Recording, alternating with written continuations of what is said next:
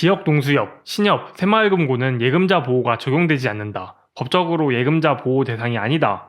다 잘못된 설명입니다. 2011년에 무려 지상파 메인뉴스에서 새마을금고는 법적으로 예금자 보호 대상이 아니다 라고 잘못된 보도를 해서 방송통신심의위원회 주의를 받고 행정안전부에서는 설명자료를 내서 반박까지 했어요.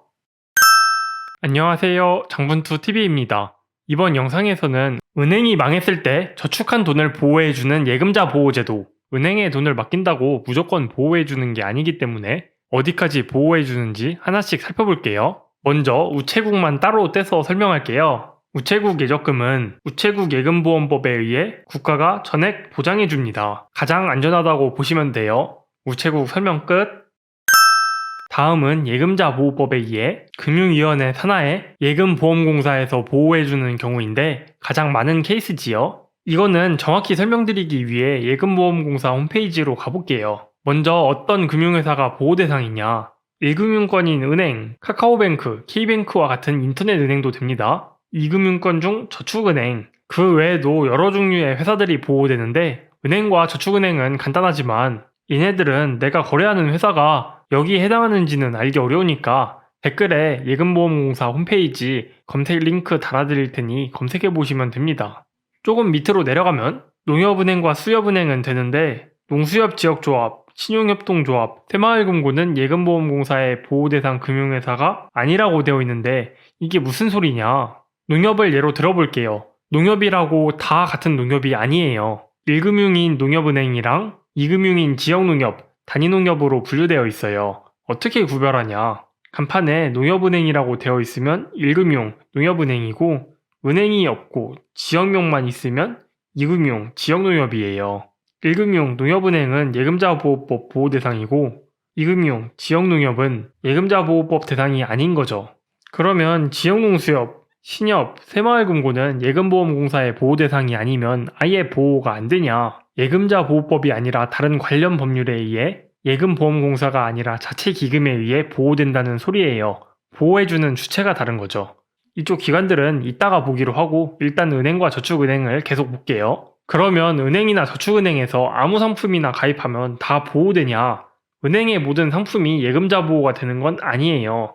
10년 전 저축은행 사태에서 부실저축은행에서 후순위 채권을 안전하다고 팔았다가 예금자 보호가 안 돼서 난리 난 적이 있었죠. 예금보험공사 홈페이지에 예금자 보호가 되는 상품과 아닌 게 쭉 나와 있기는 한데 이걸 다 보기 어려우니까 간단하게 설명드리면 예금 적금은 되고 청약저축은 각주를 달아놨는데 예금자 보호법 적용 대상이 아닐 뿐 주택도시기금법에 의해 정부가 별도 관리해서 안전합니다.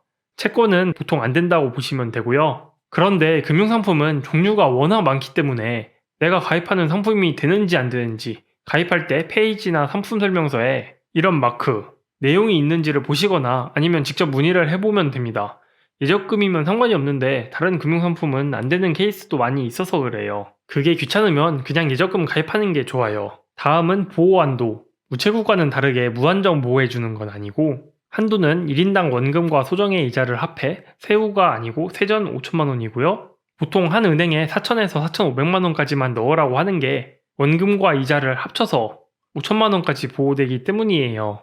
여기서 소정의 이자라는 건 여러분이 가입한 상품 금리와 시중 정기예금의 평균 금리 중 낮은 건데 이게 정확히 얼마인지를 모르니까 예금보험공사 홈페이지에 공시를 해놔요. 이 영상을 찍는 23년 2월 기준 은행과 저축은행은 2.9%인데 보통 가입하는 상품의 금리가 이거보다 높을 거라 낮은 금리인 2.9%가 적용된다고 보면 될 것 같아요. 나중에 영상을 보시는 분들은 댓글에 링크 달아드리니까 예금보험공사 홈페이지에서 보시면 됩니다. 이 5천만 원은 금융회사 기준으로 5천만 원인데요. KB은행 서울역 지점, KB은행 제주 지점에 각각 5천만 원을 넣어놔도 같은 KB은행이니까 5천만 원까지만 보호되고 나머지 5천은 보호가 안 된다. 같은 은행에서는 계좌를 다 합쳐야 돼요.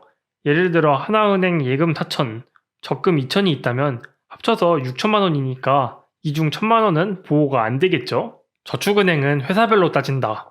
1억을 SBI 저축은행에 5천, OK저축은행에 5천 이렇게 넣으면 각각 5천만 원씩 보호되니까 전부 보호되겠죠? 은행과 저축은행이 같은 계열사라고 해도 별개 금융회사니까 각각 보호된다. 예를 들어 신한은행과 신한저축은행에 각각 5천씩 넣으면 전부 보호되는 거죠. 마지막, 지역농수협, 신협, 새마을금고, 여기도 1인당 5천만 원까지 보호해 주는데요. 다른 건 방금 본 은행, 저축은행과 비슷한데 주의할 점으로 출자금은 예금자 보호가 되지 않습니다.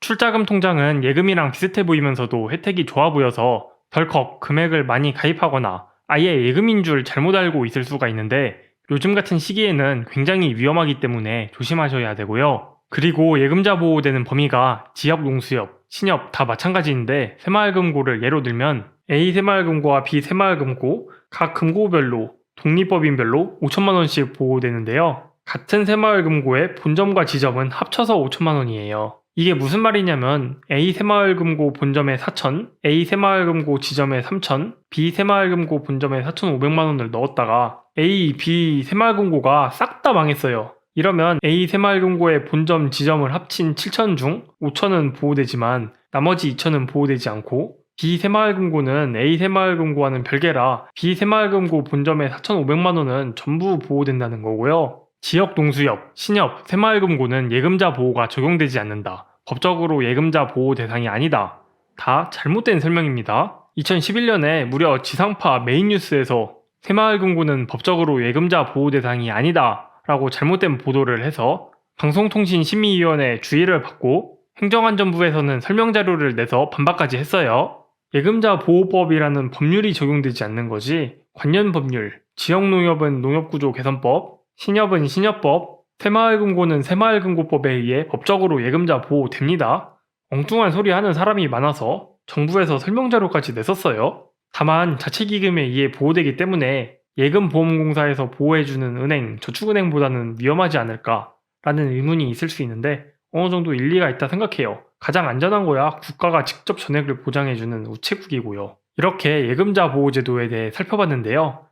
요즘 같은 시기일수록 우체국을 제외한 이금융권은 굉장히 위험하므로 절대 5천만 원 이상 넣지 마시고 1금융권도 가급적 분산해서 5천 이하로 넣으시는 걸 추천드립니다. 은행이라는 건 정말 한순간에 망할 수가 있기 때문에 예금자 보호제도가 되는 범위 내에서 여러 은행에 분산해서 넣으세요. 이렇게 이번 영상 예금자 보호제도에 대해 살펴봤고요. 다음 영상으로 뵙겠습니다. 시청해주셔서 감사합니다. 좋아요, 구독, 알림 설정 부탁드려요. 감사합니다.